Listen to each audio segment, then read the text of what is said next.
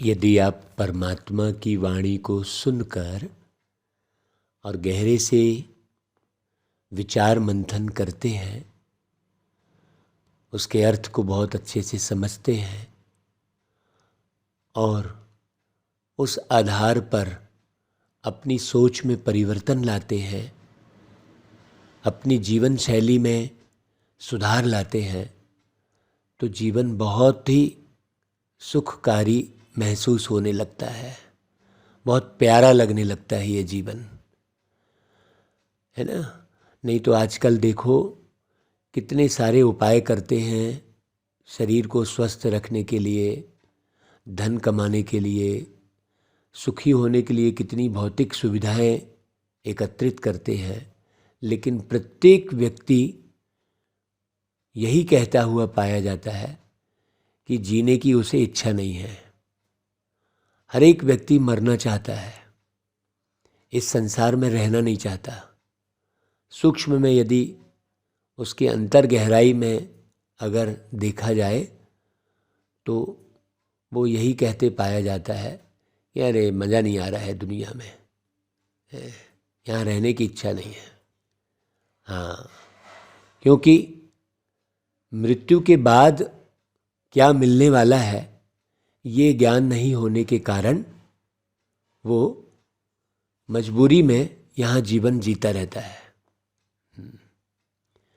मृत्यु के बाद अर्थात इस देह को छोड़ने के बाद जो विदेही अवस्था हो जाती है और इस देह में रहते रहते जो हम श्रेष्ठ ज्ञान प्राप्त करते हैं, उस ज्ञान के आधार पर आगामी जीवन का हम निर्माण करते हैं।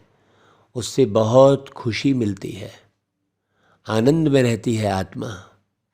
हाँ, स्वप्न में भी वो आत्मा सेवा कर रही होती है। स्वप्न में भी हमने देखा कि हम स्वप्न में भी समझा रहे थे, हाथ जोड़कर विनती कर रहे थे लोगों से कि भैया इस देह में रहते रहते प्यारे बाबा को अधिक से अधिक याद कर लो, समझ लो।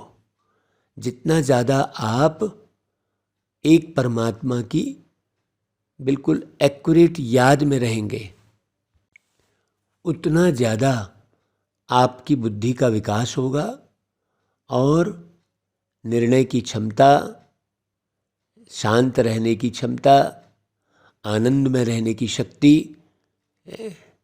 पवित्र रहने की शक्ति सब प्राप्त होगी। भाई ये ज्ञान तो मिल गया कि भाई शरीर नहीं, हम एक आत्मा है। फिर आत्मा के 7 गुणों का ज्ञान मिल गया, 7 शक्तियों का मिल गया, लेकिन उस स्वरूप में सदा रहने की प्रैक्टिस है जैसे, और फिर औरों को वैसे स्वरूप बनाकर रखवाने की कला, ये भी आनी चाहिए ना भाई। जैसे कोई एक कलाकार है, वो बहुत अच्छी कला जान रहा है। उदाहरण के रूप में मेहंदी बनाने की बात है। अब कोई अपने हाथ में मेहंदी रचा ले, ठीक है, और वही मेहंदी यदि वो सैकड़ों हजारों के हाथ में रचाए तो उसे प्राप्ति होगी कि नहीं? होगी ना भाई। आज देखो मेहंदी रचाने का कार्य करते हैं लोग, कला का प्रदर्शन करते हैं, तो उससे उनकी जीविका चलती है ना, उसे धन की प्राप्ति होती है, लोग उन्हें तवज्जो देते हैं। तो जो कला आपके पास है, जिस प्रकार से आपने अपने जीवन का निर्माण किया है, वैसे ही हम यदि अपने जैसा यदि हम और लोगों को नहीं बनाएंगे तो वो कमाई जमा नहीं कहलाएगी। कमाई जमा करनी है आपको, लोगों को याद दिलाना है कि वो भी विदेही बने, क्योंकि जितने ज़्यादा से ज़्यादा लोग विदेही अवस्था को प्राप्त करेंगे तभी श्रेष्ठ रूहानी दुनिया की स्थापना होगी। सतयुगी दुनिया अर्थात रूहानी दुनिया। और कलयुगी दुनिया अर्थात जिस्मानी दुनिया। हाँ, सतयुगी दुनिया अर्थात ज्ञान युक्त योग युक्त दुनिया, और कलयुगी दुनिया अर्थात अज्ञान अंधेरे में पड़ी रहने वाली दुनिया। हाँ, विरोध में रहने वाली दुनिया, योग में नहीं। सब विरोध में रहते हैं, एक दो का विरोध ही है। मन में किसी न किसी किस्म की जो है शिकायत ही भरी हुई है, कहीं ना कहीं से डिटैचमेंट ही है ना। बहुत अच्छे से समझने की ज़रूरत है। मोह किसे कहते हैं? मोह कहेंगे पार्टिकुलर किसी व्यक्ति विशेष पर बुद्धि लटकी है, उसे मोह कहेंगे, उसे देह का भान कहेंगे। और सर्व के प्रति प्रीत है, उसे विदेही अवस्था कहेंगे। हाँ, सर्व के प्रति किसी एक स्थान पर बुद्धि नहीं लटकी है। क्योंकि यदि आपको एक ही व्यक्ति प्यारा लग रहा है या कुछ एक लोग ही आपको जम रहे हैं, बाकी आपको नहीं अच्छा लग रहा है, तो आपको तो भाई हजारों लाखों के बीच में जिंदगी बितानी है। सतयुग में भी लाखों लोग होंगे ना, कोई 10-20 लोगों से दुनिया थोड़ी बनती है। दुनिया तो लाखों लोगों से बनती है ना। तो बाबा कहते हैं, मीठे बच्चे, अपनी बुद्धि किसी भी देहधारी में नहीं लटकानी है ना। किसी भी देहधारी में मतलब पार्टिकुलर नहीं होना है। ये बस हमने एक लॉबी खड़ी कर ली, कुछ एक लोगों का हमने अलग संगठन बना लिया। सारा जग परिवार है अपना, वो स्थिति बनानी है, वो स्थिति बनानी है। नहीं तो हम स्थान विशेष से लटक गए, धर्म विशेष में उलझ गए, जाति विशेष में उलझ गए, कुछ एक लोगों के व्यवहार में ही हम उलझ के रह गए। नहीं, ये संगठन ठीक है, वो संगठन ठीक नहीं है।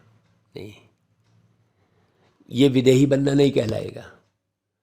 एक विदेही बाप को याद करना है और दूसरों को भी बाप की ही याद दिलाना है।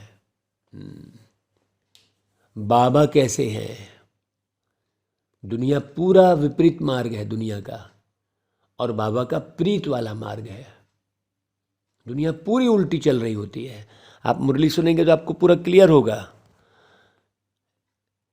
अपना जीवन हीरे जैसा श्रेष्ठ बनाने के लिए मुख्य किन बातों का अटेंशन चाहिए? पहली पॉइंट, भोजन सबसे पहला अटेंशन है। क्योंकि जब तक आपका भोजन शुद्ध नहीं होगा तब तक आपका मन शुद्ध नहीं हो सकता। इसलिए भोजन बहुत योग युक्त होकर बनाना और खाना है। योग युक्त मतलब क्या खाना है, कब खाना है, कैसे खाना है, ये ज्ञान हो हमें। हाँ, ये योग्यता हो, है ना भाई। मैंने कौन सी चीज़ नुकसान कर रही है, कौन सी चीज़ फ़ायदा कर रही है, ये ज्ञान होना चाहिए। क्योंकि नुकसान करने वाली चीज़ यदि आप खा रहे हैं तो वो आपके शरीर में विकृति पैदा कर रही है। आप को तकलीफ़ हो रही है, कभी सर्दी हो रही, कभी खांसी हो रही, कभी बुखार हो रहा है, कभी हाथ पैर में दर्द हो रहा है, कभी कुछ हो रहा है, तो आपकी बुद्धि पूरी उसी में लटकी रहेगी ना। इसलिए भोजन बहुत योग युक्त होकर बनाना और खाना है। बनाने वाली बात की भी स्थिति है। आप बना क्या रहे हैं? जब आप भोजन बना रहे हैं तो क्रिया की प्रतिक्रिया होती है उसमें। तो क्या चीज़ मिला रहे हैं आप? किस प्रकार से भोजन तैयार हो रहा है ना भाई। जैसे कहा जाता है कि घी में यदि शहद मिल गई तो वो बीमार हो जाएगा आदमी। घी और शहद एक साथ मिला के खा लिए तो आप मिलाकर क्या खा रहे हैं, ये ज्ञान होना चाहिए। योग युक्त का अर्थ होता है योग्यता। हाँ, और योग युक्त का अर्थ भी दूसरी पॉइंट ये हुई कि भोजन बनाते समय आपका मन बहुत खुश रहना चाहिए, बाबा की याद रहनी चाहिए। हाँ, नहीं तो मन चिड़चिड़ा रहा है, आपको भोजन का ज्ञान है लेकिन मन में विरोध पैदा है, तो मन का प्रभाव भी उस भोजन पर पड़ता है। तो सबसे पहले हमें भोजन पर ध्यान देना होगा अपने जीवन को हीरे जैसा श्रेष्ठ बनाने के लिए। दूसरी पॉइंट, एक दो को बाप की याद दिलाकर जिए दान देना है। हाँ, मैंने विदेही बनाना है, क्योंकि बाबा अशरीरी है, शरीर के भान से मुक्त। हमने भोजन किया, फिर उसके बाद मैंने देख रहे हैं हम चित्र, शरीर देखते पड़े हैं, सारी दुनिया तो बस शरीर ही देख रही है। बस ये हीरो, वो हीरोइन, वो नेता, वो अभिनेता, वो गायक, वो गायिका, बस।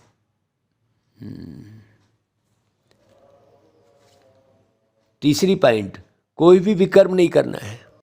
विकर्म नहीं करना है अर्थात जरा भी विकार ना हो, जैसे क्रोध का अंश भी ना हो, हल्की सी चिड़चिड़ाहट युक्त हम कर्म कर रहे हैं। कर्म करते समय हमारी अवस्था कैसी है? हाँ, लोभ के वशीभूत होकर हम कर्म कर रहे हैं। जैसे मान लो, हाँ, मैंने पार्टिकुलर कोई चीज़ पसंद है, खाने में, घूमने में, बात करने में, कोई व्यक्ति विशेष पसंद है, नहीं, है ना। चौथी पॉइंट, फालतू बात करने वालों के संग से अपनी संभाल करनी है। भाई मान लो हमको किसी के संग ऐसे रहना भी पड़ रहा है, तो आप सुनते हुए भी नहीं सुने, जैसे वहाँ बैठकर भी आप परम धाम में बैठे हैं। झरमुई झगमुई नहीं करना है, इधर की निंदा उसकी चारी, ये ऐसा वो वैसा, कोई फायदा नहीं है, कोई मतलब नहीं है। परिस्थिति का वर्णन करना, भाई बाबा ने समझा दिया है ये दुनिया की पूरी गिरती अवस्था है, तो तमो प्रधानता, गिरने वाली बात तो बढ़ती ही जाएगी। हमको न्यारा हो जाना है, हमको अपनी सतयुग की स्मृति में रहना है। पांचवी पॉइंट, किसी भी देहधारी में अपनी बुद्धि की आसक्ति नहीं रखनी है, देहधारी में लटकना नहीं है। है ना भाई? नहीं, वही व्यक्ति बहुत अच्छा है। भाई उसके गुणों को हमने धारण कर लिया, लेकिन अब उसके बगैर हम गुणवान नहीं बन रहे हैं, उसके बगैर हमें अच्छा नहीं लग रहा है, तो आप पावरफुल नहीं बने। हाँ, क्योंकि वो व्यक्ति सदा नहीं रहने वाला है, कोई भी व्यक्ति सदा नहीं रहने वाला है। दुख इसीलिए तो होता है ना, व्यक्ति की बुद्धि व्यक्ति में लटकी रहती है। अब वो चला गया, कभी भी कोई भी व्यक्ति आपसे बिछुड़ सकता है। चाहे आपका कोई भी रिश्तेदार हो, कोई हो, वो आपसे बिछुड़ सकता है। देखो लटकी है क्या बुद्धि? हाँ, और बाबा आपसे कभी नहीं बिछुड़ सकते। क्यों? क्योंकि बाबा की बुद्धि किसी भी देह में है ही नहीं, दौलत में नहीं है। तो बाबा की याद में जितना रहेंगे उतना आनंद आते रहेगा। भाई बाबा भी तो एक व्यक्ति ही है कि नहीं भाई? लेकिन शरीर से मुक्त व्यक्ति है, तो बाबा की याद में रहो हमेशा। और छठवीं पॉइंट है, कदम कदम पर अविनाशी सर्जन से राय लेते रहना है। हाँ, अब बाबा में बुद्धि रहेगी तो आप अंदर अंदर बाबा से बातें करेंगे। निश्चित रूप से आपके संकल्प में बाबा ऐसे विचारों को उत्पन्न करेंगे, आपको पता भी नहीं चलेगा बाबा की मदद का। आपकी बुद्धि बहुत सुंदर काम करेगी। अपनी बीमारी सर्जन से छिपानी नहीं है। कुछ भी गफलत किया तो आप बाबा को बताइए, है ना भाई? बाबा को बताना अर्थात किसी को भी निमित्त बना लीजिए।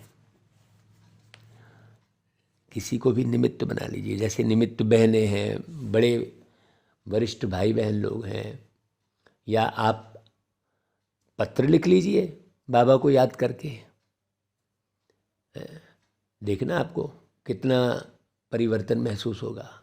बाबा से बातचीत तो भाई उसका समय तो रात्रि 2 बजे से लेकर 4 बजे तक का है।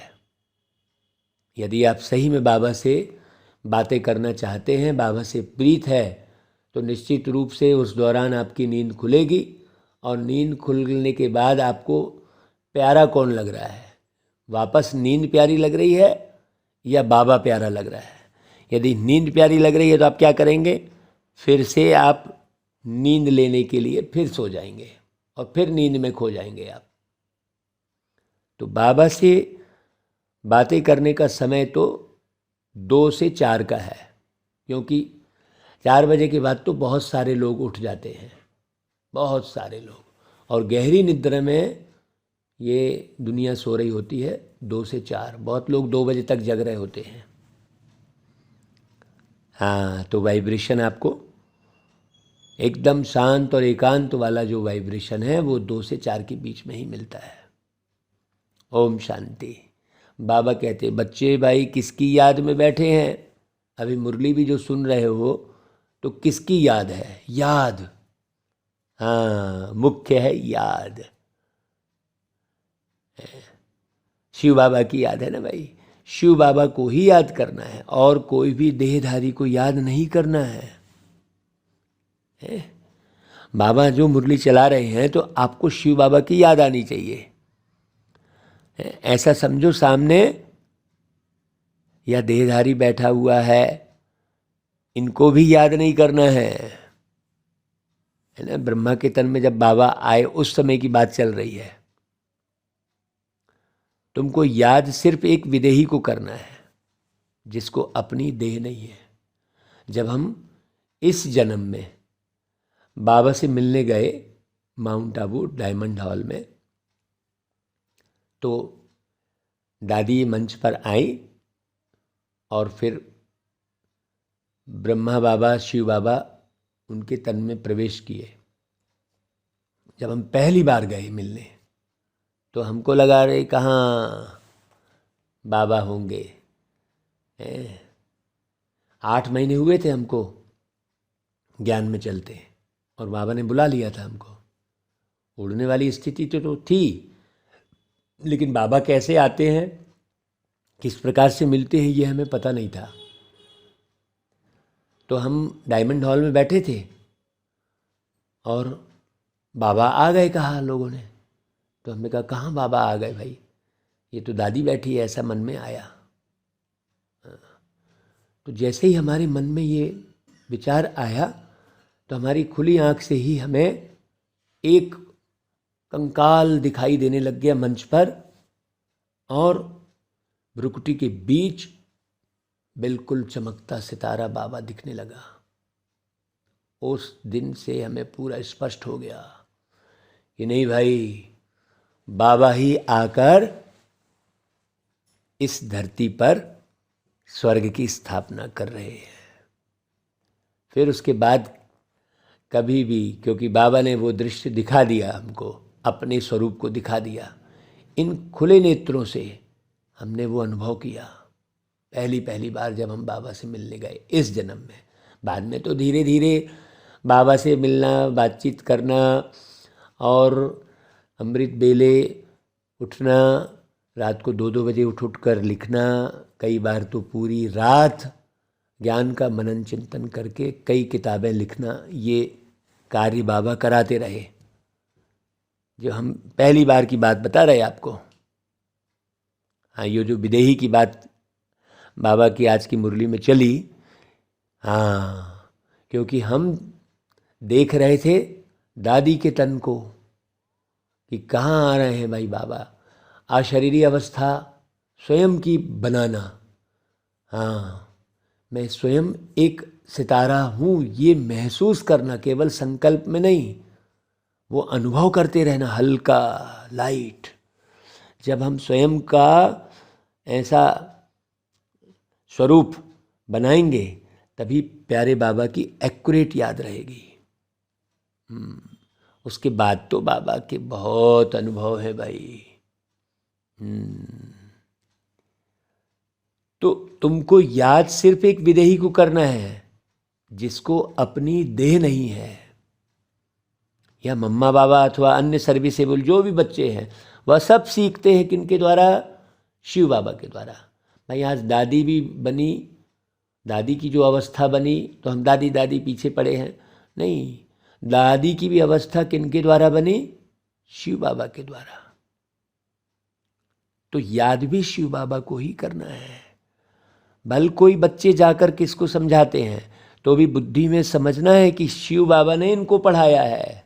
हाँ, है ना भाई?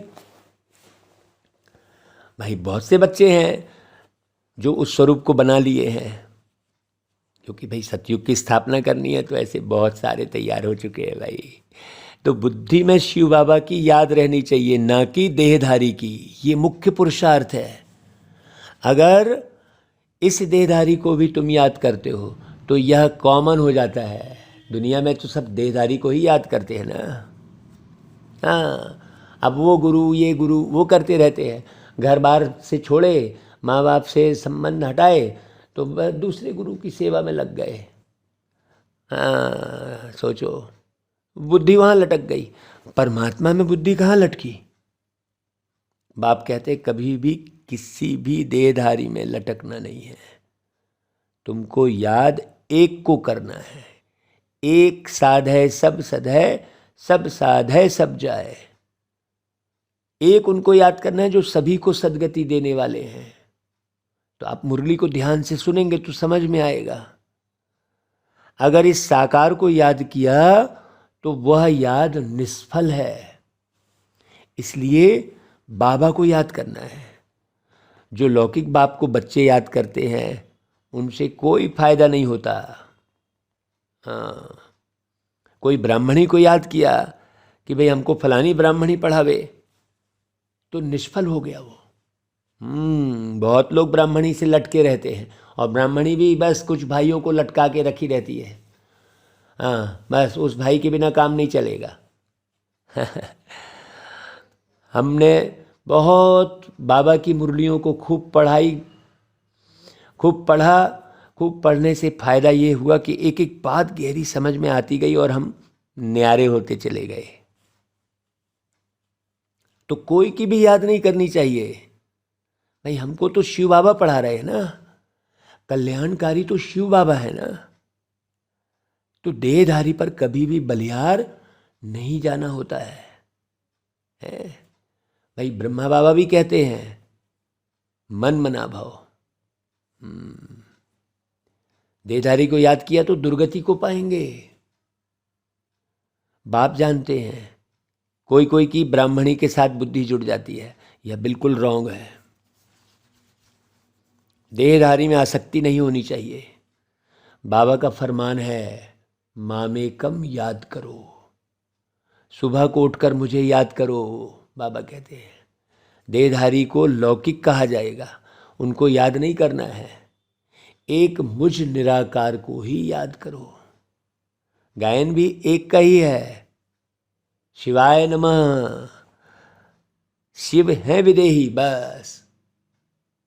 वर्षा तुमको बाप से लेना है, यह देह भी उनकी नहीं है। उसके लिए गीत गाया था ना भाई कि जब तेरी देह भी तेरी नहीं है फिर कौन तुझको निभाने वाला। भाई जिस देह की तुम इतनी संभाल करते हो, क्या तुम्हारा परमानेंट साथ देती है क्या वो? सोचो। हाँ, बाबा की कोई देह नहीं है, बाबा कोई पार्टिकुलर नहीं है। बाप कहते हैं इस शरीर द्वारा मैं सिर्फ तुमको पढ़ाता हूँ, क्योंकि मुझे अपना शरीर नहीं है। इसलिए शरीर का केवल आधार लेता हूँ, बस कुछ क्षण के लिए, पढ़ाने के लिए बस। बाकी बाबा को उस देह से भी कोई लेना देना नहीं है जिस देह में आते हैं बाबा। बाबा कहते कल्प पहले इन द्वारा मैंने तुम बच्चों को सहज राजयोग सिखाया था जिससे तुम पावन बने थे। बस मेरी सेवा ही यह है, पतितों को पावन बनाना। हाँ, है ना भाई। बाकी कृपा या आशीर्वाद मांगना भी बिल्कुल फालतू है। यह बातें भक्ति मार्ग में चलती हैं, बाबा के यहाँ नहीं। ऐसे भी नहीं कि कोई बीमार हो जाए तो मैं ठीक कर दूं, नहीं, यह मेरा धंधा नहीं है। आप इसलिए बाबा ने शुरू में मुरली में कहा, पहली पॉइंट, भोजन योग युक्त होकर बनाना और खाना है। उसकी गहरी बात समझ में आए। ये आप बीमार पड़े तो आपने क्या गड़बड़ खाया है ये चेक करो, है ना भाई। वातावरण के हिसाब से आपने जो है अपने शरीर के इंद्रियों की संभाल नहीं की है तो भी आप बीमार पड़ेंगे। भाई खूब ठंड पड़ रही है और आप ऐसे ही खुले में निकल गए, बड़े हम तो बाबा की याद में जा रहे हैं, कुछ नहीं होगा, नहीं, ऐसा नहीं है भाई। आपको पूरा शरीर को, जिस कंडीशन में शरीर बढ़िया रहता है वो सारे उपाय करने पड़ेंगे। कईयों को यही रहता है ना, हमारा तो बाबा है, वो सुप्रीम जो है चिकित्सक है। तो सुप्रीम चिकित्सक किसका है? वो आत्मा का है। आत्मा की बीमारी ठीक करके बाबा शरीर भी श्रेष्ठ बनाने का कर्तव्य करवाते हैं। बाकी बीमार ठीक हो जाए, बाबा कहती है मेरा धंधा नहीं है। भाई दुनिया में पुकारते ही है ना भाई, हम पतितों को आकर पावन बनाए, तो वो पावन बना के दुर्गति से सदगति में ले जाते हैं। लोग बुलाते हैं ना भाई, गाते हैं, परंतु अर्थ नहीं जानते हैं कि पतित किसे कहेंगे और पावन किसे कहेंगे। भाई भगत तो सारी दुनिया में है, वह सब किसको याद करते हैं? मैंने कहना चाहिए अनजाने में वो एक पतित पावन बाप को ही याद करते हैं, निराकार को ही याद करते हैं। सारी दुनिया के मनुष्य मात्र का वह लिबरेटर है, गाइड भी है। दुख से लिबरेट कर परम धाम में ले जाने वाले बाप ही हैं। हाँ, बहुत अच्छे से समझना। तो बाप की श्रीमत पर चलना चाहिए, कदम कदम पर राय लेनी चाहिए कि इस हालत में क्या करें। भाई सर्जन तो एक ही है, जिनके तन में आए हैं वो तो सर्जन के रहने और बोलने की जगह है। तो कितनी विदेही अवस्था वाली मुरली है, सोचो। इस सर्जन जैसी मत और कोई दे न सके। तो बच्चों को टाइम वेस्ट नहीं करना चाहिए, सीधा सीधा समझना चाहिए बस। क्यों? क्योंकि भाई दिन प्रतिदिन तो आपकी सांसें कम हो रही है ना भाई, आयु कमती होती जा रही है ना। ये सांसें हो रही है कम, ऐसा एक गीत बनाए थे ना, ओ मानव तू मिटा ले अपने मन के तम। जो ब्रेन में अज्ञानता का अंधेरा भरा पड़ा है, तो टाइम वेस्ट नहीं करना चाहिए भाई। विनाश भी सामने खड़ा है, गफलत की तो बहुत पछताना पड़ेगा। कल हमारे ऑफिस में एक भाई आए, वो कहने लगे ऐसी कोई विधि बताओ जो जल्दी मृत्यु हो जाए। हमने कहा भाई ऐसी मृत्यु नहीं होती है, पहले खुद को समझो आप। बोले ये दुनिया बिल्कुल बेकार लग रही है, सब यही चाह रहे हैं आजकल। आजकल तो आप ये बताओ कि मृत्यु कैसे हो, ऐसा बोलते हैं। अरे भाई उसका इंतजाम तो हो गया है। हमने कहा अणु परमाणु बम बन गए हैं, लेकिन पहले स्थापना होगी फिर विनाश होगा। तो झरमोई झगमोई करने में टाइम गंवाने से तुम्हारा बहुत नुकसान होता है। तुमको औरों को बचाना है। मनुष्य तो एक दो को बाप से मिलाते नहीं और ही दूर करते हैं। हाँ, कुछ का कुछ सुना के समझा के। क्यों? क्योंकि इस समय सबकी उतरती कला है, तो ज़रूर उल्टी मत देंगे। ये मंत्र जप लो, ये कर लो, उल्टी मत ही देंगे। बच्चों को अब ज्ञान मिला है तो कोई भी विकर्म नहीं करना चाहिए। बाबा की याद में रह के बिल्कुल अशरीरी रहो। आपका कुछ नहीं बिगड़ने वाला है, ना आपको कोई बीमारी है, ना कुछ नहीं है। ना कोई आपको उल्टा सुल्टा कोई बाहरी भीतरी कोई तंग नहीं करने वाला है। आप शक्तिशाली, अजर, अमर, अविनाशी, बिल्कुल अलग सितारे हैं। बस इस स्वरूप में आप रहिए, अपने विदेही अवस्था में रहिए, विदेही बाबा को याद कीजिए, क्योंकि विदेही अवस्था आपकी जब ही बनेगी जब आप विदेही बाबा को याद करेंगे। किसी भी देहधारी में बुद्धि नहीं लटकी रहेगी। तो कोई भी विकर्म नहीं करना है, और यदि कर भी लिया तो छिपाना नहीं चाहिए, बता देना चाहिए अपने हमजिन्स को, कहते हैं बाबा, है ना। आपको ये समझ के बता देना चाहिए कि मैं बाबा को बता रही हूँ। आपने छुप के कोई भी विकर्म किया तो 100 गुना दंड हो जाएगा। बाबा कहते हैं यह तो तुम जानते हो कि हम जन्म जन्मांतर पाप ही करते आए हैं, छुप के गलत कर्म, उसी की सजा तो मिल रही होती है ना भाई। बाप का बनकर अगर पाप करते होंगे तो और क्या कहेंगे बाबा, है। एक तरफ कहते हैं हमको परमात्मा पढ़ाते हैं और खुद पाप भी करते रहते हैं, सोचो।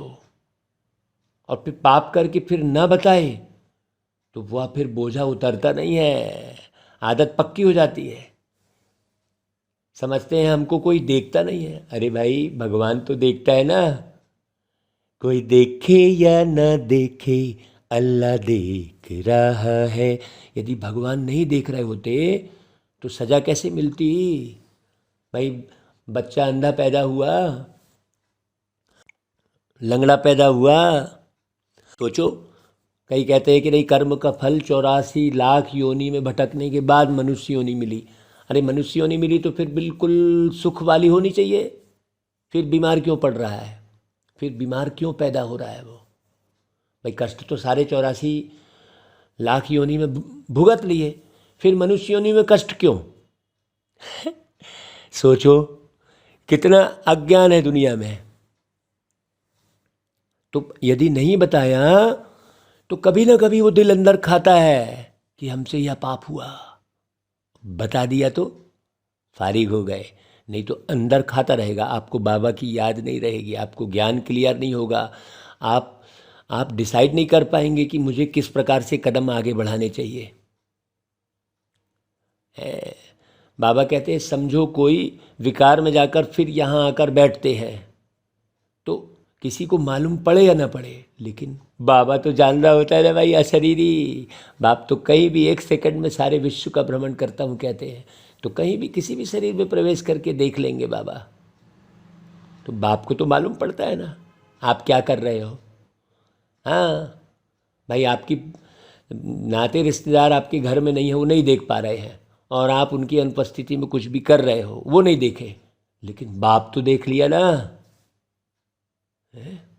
सोचो, तो बहुत ही तुच्छ बुद्धि है जो समझते ही नहीं, पाप करते रहते हैं और सुनाते भी नहीं है। फिर कई बातें साकार बाप भी जान लेते हैं। पता तो लगेगा ना, वाइब्रेशन तो मालूम पड़ेगा ना भाई।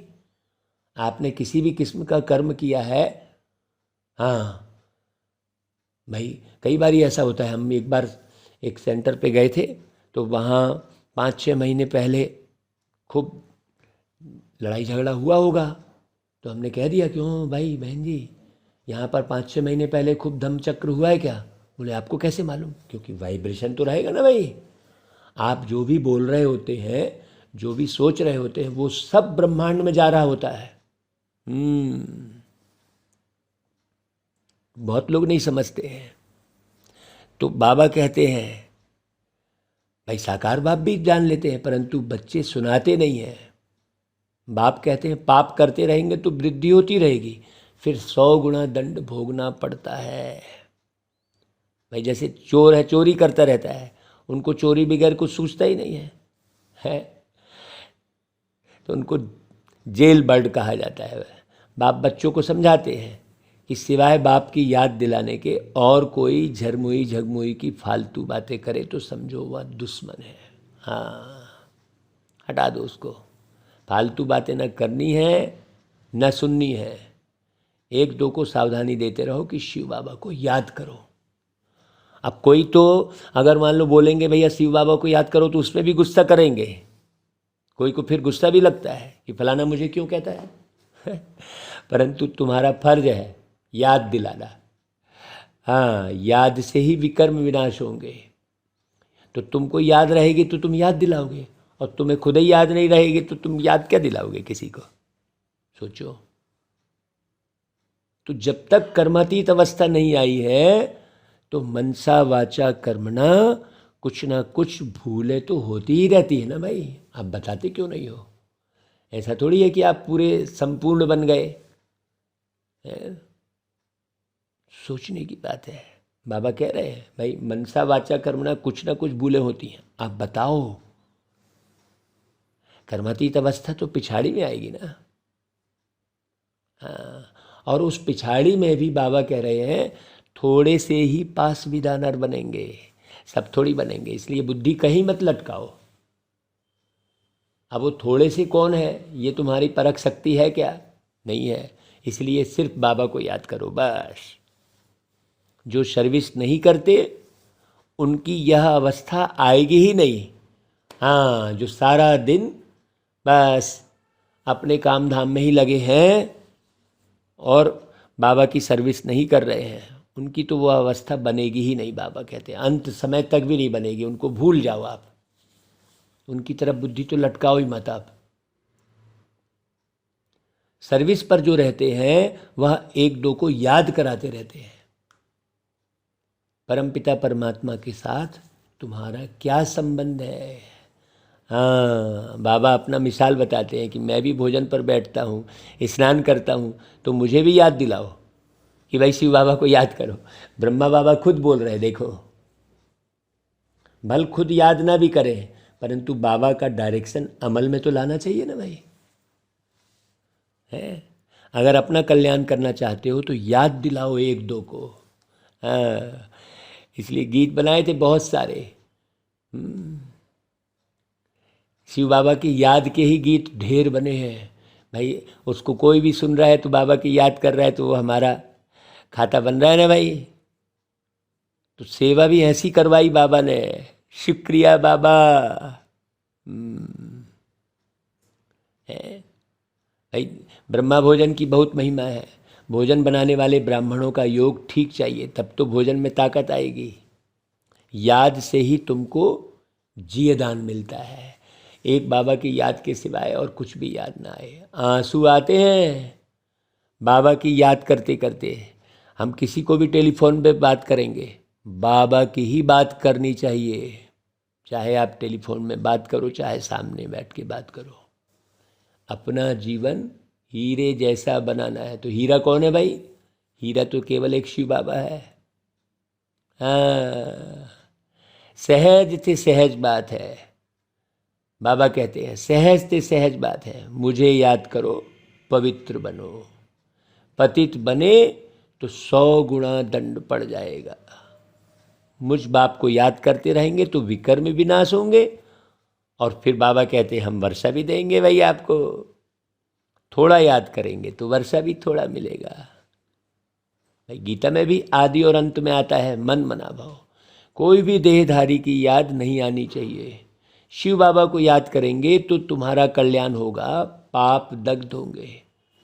गंगा में स्नान करने से कोई पाप विनाश नहीं होते हैं। अब सोचो दुनिया तो कितना भटक रही है। बल कहते हैं भावना है, परंतु भावना ही रॉन्ग है। अब भावना है तो आप किसी को भी बाप थोड़ी बोल दोगे। भावना में किसी को भी पत्नी बोल दोगे क्या आप? सोचने की बात है। हर एक चीज सिस्टम पे कार्य करती है भाई। गंगा पतित पावनी नहीं है, पतित पावन एक शिव बाबा है। उसे अच्छी रीति समझना। कोई भी स्थूल चीज को तुम्हें याद नहीं करना है, नहीं तो वस्तु ही याद आ रही है। हाँ, क्या भूलना है और क्या याद करना है, मुख्य बात एक शिव बाबा को ही याद करना है भाई। आत्मा ही कहती है हे गॉड फादर, हे परमपिता परमात्मा।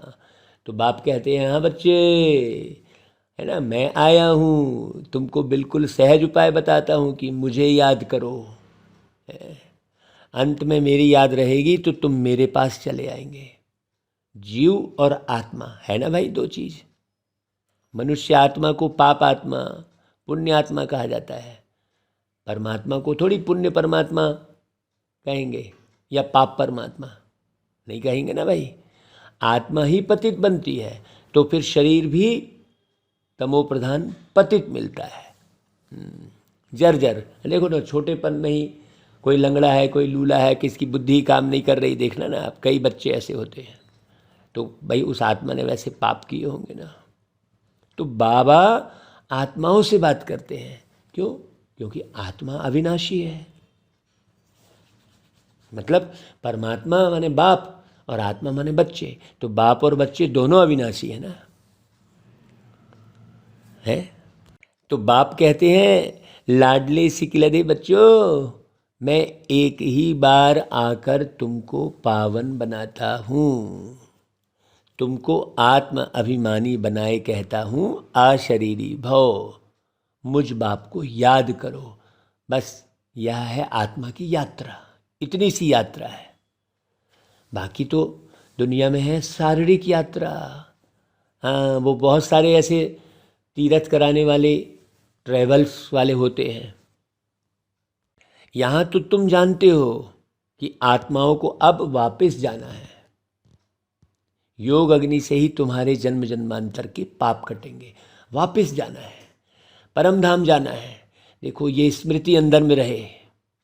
हाँ, तुम्हें ब्राह्मण बनना है। कल ब्राह्मण के ऊपर से बहुत अच्छा मैसेज बाबा ने लिखवाया था, सबको व्हाट्सएप में भेजा था। ब्राह्मण का अर्थ क्या है, आप उसे जरूर पढ़ना भाई। हाँ, ब्राह्मण नहीं बनेंगे तो प्रजा में हल्का पद पाएंगे, है ना भाई। कुछ ना कुछ सुनते हैं तो उसका विनाश नहीं होगा। और जो अच्छी तरह पढ़ेंगे और अच्छी तरह पढ़ाएंगे वही ऊंच पद पाएंगे।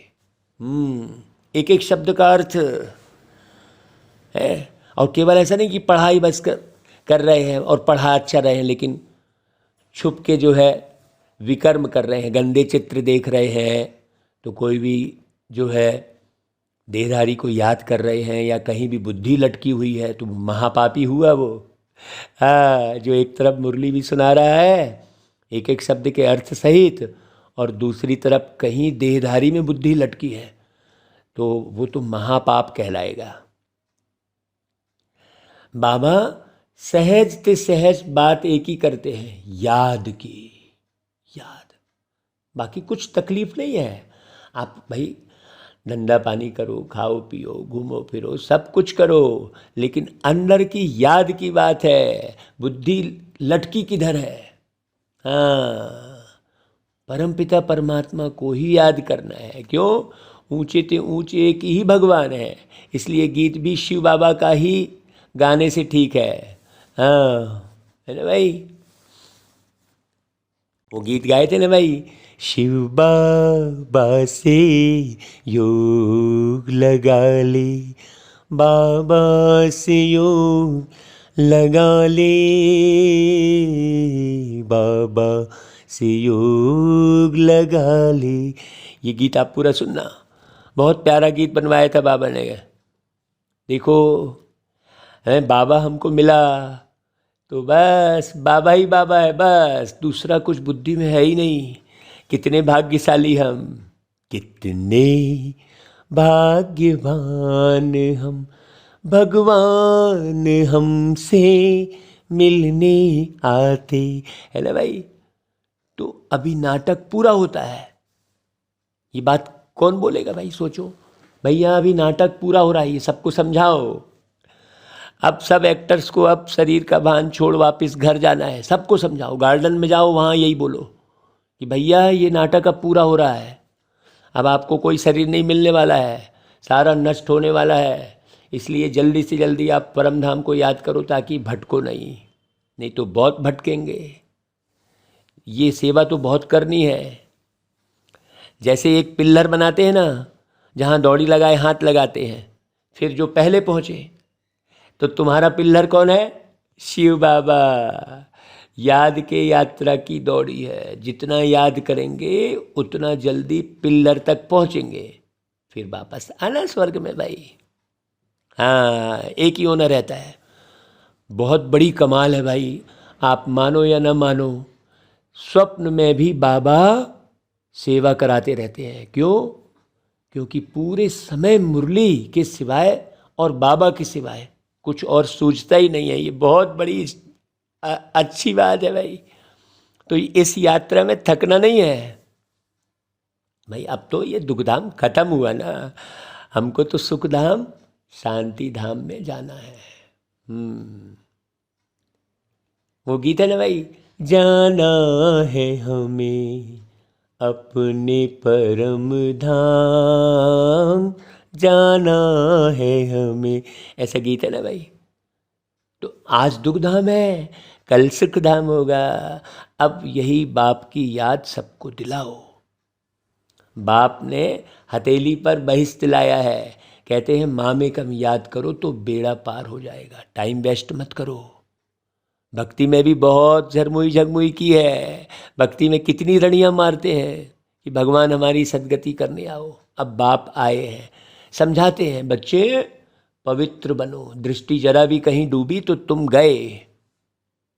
बाबा कहते भल युगल इकट्ठे रहो, देखो आग तो नहीं लगती है कहीं, आग लगी तो पद भ्रष्ट हो पड़ेगा। हाँ, नहीं पुराना ही याद कर रहे हैं, छी छी गंदा, नहीं, वो भी आग लगी कहलाएगी। हाँ, एक बार आग लगी तो फिर लगती ही रहेगी। इसलिए अपने को संभालना भी है।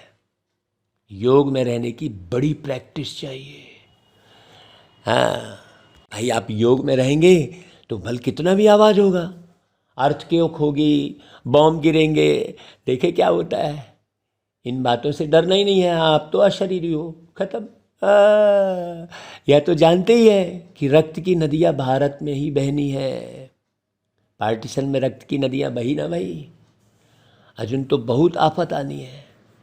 तुमको देखना है, मिरुआ मौत मलू का शिकार।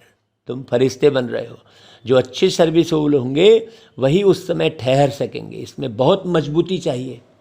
हाँ, नहीं तो भाई में शरीर छोड़ देंगे। तो शिव बाबा को याद करना है भाई। शिव बाबा जैसे मीठे बाबा फिर कभी नहीं मिल सकते।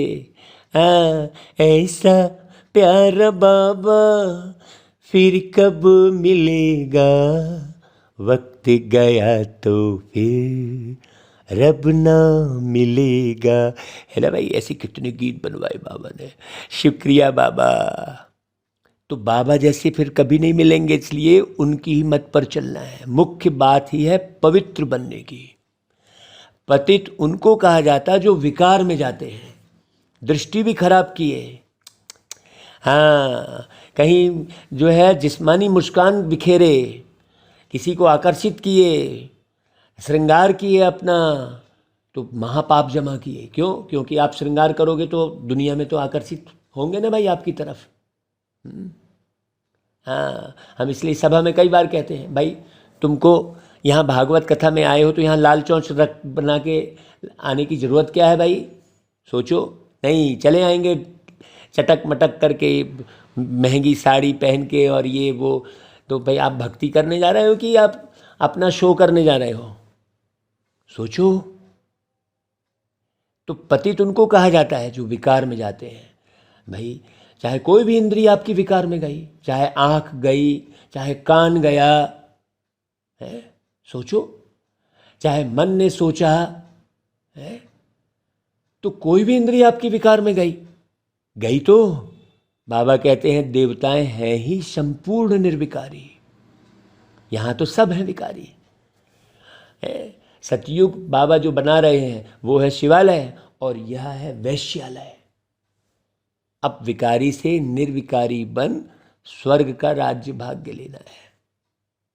तो बाप कहते हैं मैं पावन दुनिया स्थापन करने आया हूँ। जरा अच्छे समझना, उसमें कोई विघ्न डालेगा तो उससे बड़ा महापापी कोई नहीं है। बाबा आए हुए हैं।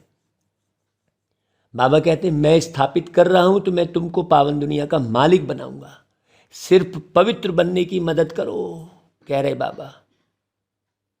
सबको बाप का निमंत्रण दो। 5000 वर्ष पहले भी जब मैंने गीता सुनाई थी तो कहा था मामेकम याद करो तो पावन बनेंगे, और चक्र को फिराएंगे तो चक्रवर्ती राजा रानी बनेंगे। आप भाई एक बार थोड़ी बने हो, आप बार बार बने हो भाई। ऐसा ही पुरुषार्थ आपने किया था, याद करो जरा।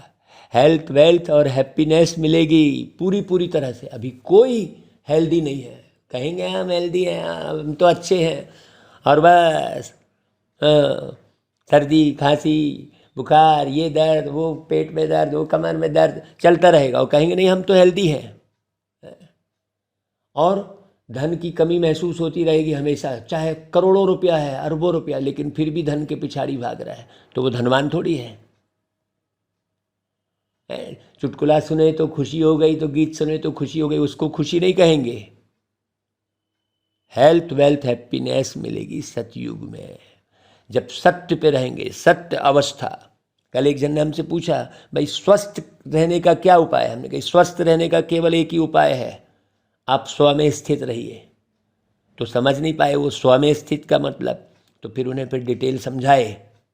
हाँ, ऑफिस या दुकान खोले ही इसीलिए है कि भाई ग्राहक आएगा तो उसे बाबा का ज्ञान सुनाएंगे, समझाएंगे। हमको ज्ञान रत्नों का मुख्य धंधा करना है बस। बाकी तो 2 वक्त की रोटी बाबा कहीं ना कहीं से बिल्कुल व्यवस्था कराते ही हैं। हमको खाने पीने की और कपड़े लत्ते की सोचने की आवश्यकता ही नहीं है, कोई भी वस्तु के बारे में। बाबा कहते हैं मेरे को याद करो तो कभी 21 जन्म रोगी नहीं बनेंगे। अभी तो रोगी हो, शरीर भी रोगी और आत्मा भी रोगी। आत्मा में विषय विकारों का रोग लगा और शरीर में दुनिया भर के कीटाणु विषाणु अंदर घुसे हैं। हाँ ढेर। सतयुग में एक भी कोई रोग नहीं रहेगा, एक भी कीटाणु। यहाँ तो कैंसर तो टीबी तो जमाने भर का देखो, पूरा बाबा कहते गंध लगी पड़ी है। स्वदर्शन चक्र फिराते रहेंगे तो तुम चक्रवर्ती राजा बनेंगे। बाबा कहते हैं देखो मैं प्रतिज्ञा करता हूँ, भगवानुवाच। बाबा सिर्फ अल्फ और बे पढ़ाते हैं। हाँ, मन मना भाव और मध्याजी भाव, बस। पढ़ाई भी कितनी सहज है, बस दिल पर यह लिख दो। कोई विरले व्यापारी इस धंधे की युक्ति उस्ताद से लेते हैं। वह धंधे आदि भले करो, मना थोड़ी ही है। अच्छा भाई, मीठे मीठे सिकिलधे बच्चे जो खुद भी अलफ और बे को याद करते और दूसरों को भी याद दिलाते हैं, वही प्यारे लगते हैं बाबा को। ऐसे बच्चों को माता पिता बाप दादा का याद प्यार और गुड मॉर्निंग। रूहानी बाप की रूहानी बच्चों को नमस्ते, और हम रूहानी बच्चों की रूहानी माता पिता बाप दादा को याद प्यार गुड मॉर्निंग और नमस्ते। धारणा के लिए मुख्य सार देखो, याद की यात्रा में थकना नहीं है। आप देखना, आप याद में बैठेंगे ना तो बस थोड़ी देर बाद फिर कोई काम याद आ जाएगा, फिर कमर दुखने लगेगी, फिर कुछ होगा नहीं। आप अशरीरी होकर याद करेंगे ना तो आपको कोई तकलीफ नहीं होगी। फिर आपको लगेगा कि ये उठना ही क्यों पड़ रहा है मुझे। कर्म की तरफ बुद्धि जाएगी ही नहीं। हाँ, हट काटे दिल यार्डे। तो 1-2 को सावधान करते रहो और बाप की याद दिलाते रहो। ये करना है, अपना टाइम वेस्ट नहीं करना है। झरमुई झगमुई अर्थात पर चिंतन न करना है, न सुनना है।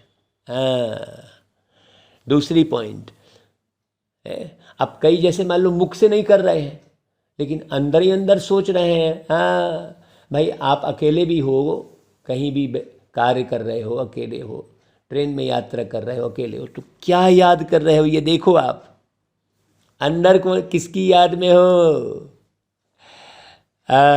दूसरी पॉइंट, पास विद ऑनर होने के लिए मनसा वाचा कर्मणा कोई भी भूल नहीं करनी है।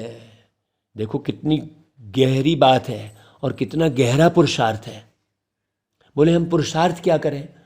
कई ऐसे वो बोलते हैं कि हम अमृत बेले उठ के क्या करें। अरे भाई, इतना बाबा ने समझाया है, अब पूछा कि अमृत बेले उठ के क्या करें, तो मुझे लगता है कि अरे ये पढ़े नहीं है भाई। देखो आप कितना बिजी रहेंगे। यदि आपने अपने संकल्पों की तरफ ध्यान दिया हमने लिखा था बहुत दिन पहले कि अपने संकल्पों के पहरेदार बनो। आप सोच क्या रहे हो आपको ये भी पता नहीं है। कईयों को तो यही पता नहीं रहता कि वो बोल क्या गए। अच्छा मैं बोला क्या, हाँ तो देख सुन ले भाई तू रिकॉर्डिंग क्या बोला है। हाँ आजकल तो हर बोल रिकॉर्ड होता रहता है, वो मोबाइल पे रिकॉर्डिंग की सुविधा रहती है। तो कईयों को यह भी पता नहीं रहता है कि वो बोल क्या गए। सोचना तो बहुत गहरा पुरुषार्थ है। सोचो, हाँ सोचो कि क्या सोच रहे हो, क्या सोच रहे हो। बाबा की याद रहेगी तो कुछ भी सोच नहीं चलेगी। बाबा, अच्छा भाई वरदान, दृढ़ संकल्प द्वारा असंभव को संभव कर सफलता का अनुभव करने वाले निश्चित विजयी भाव। भाई संगम युग को विशेष वरदान है असंभव को संभव करना। इसलिए कभी यह नहीं सोचो कि यह कैसे होगा, कैसे के बजाय सोचो ऐसे होगा। निश्चय रखकर चलो कि यह हुआ ही पड़ा है, सिर्फ प्रैक्टिकल में लाना है, रिपीट करना है। पहले भी कर चुके हैं आप। दृढ़ संकल्प को यूज करो। संकल्प में भी क्या क्योंकि हलचल ना हो तो विजय फिर निश्चित है ही।